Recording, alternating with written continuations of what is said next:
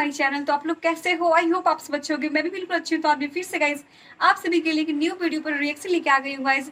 आज मैं जिस वीडियो पर रिएक्शन करने वाली हूँ उसका टाइटल है गाइज 2 नंबर लोटा, खेसारी लाल यादव, शिल्पी राज, FT रानी, भोजपुरी बोलबम सॉन्ग। तो चलिए गाइज, ये सॉन्ग जो है आज सुबह ही रिलीज हुई है।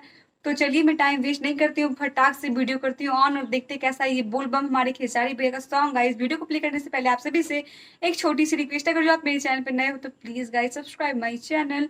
अब मैं स्टार्ट करती हूँ वीडियो।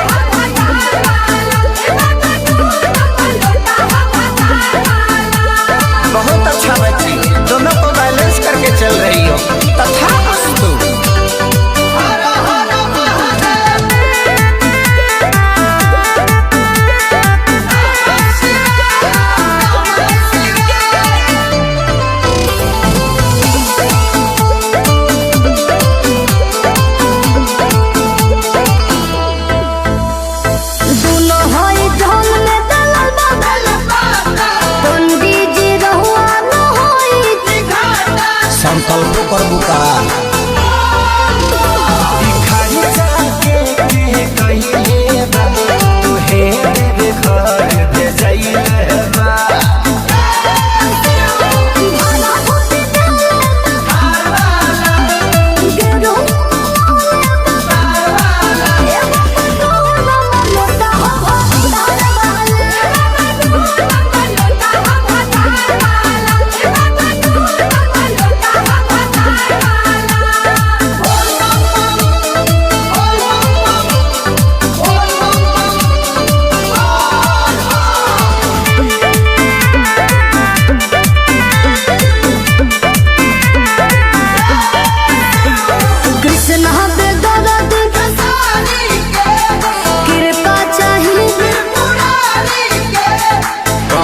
GST भरो दर्शन पाने लगे दुनू घर बुची बचा ले। अच्छा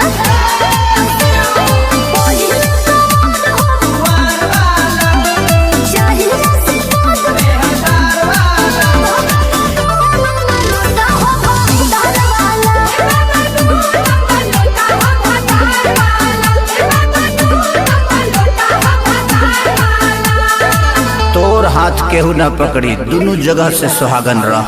गाइस सॉन्ग बहुत अच्छी थी, मुझे बहुत अच्छी लगी। गाइस आपको ये सॉन्ग कैसी लगी?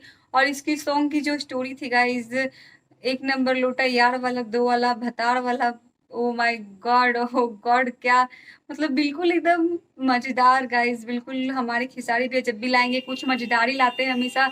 तो गाइज आपको ये सॉन्ग कैसी लगी, मेरी रिएक्शन कैसी लगी, प्लीज गाइज कमेंट कीजिए। कमेंट करना मत भूलिएगा। अगर मेरे चैनल पर नए हो और अभी तक आपने चैनल को सब्सक्राइब नहीं किया तो प्लीज गाइस फटाक से चैनल को सब्सक्राइब कर लीजिए, वीडियो को लाइक कर लीजिए। अब मैं मिलती हूँ गाइस आप सभी से एक न्यू रिएक्शन वीडियो के साथ। गाइस तब तक के लिए बाय बाय, टेक केयर।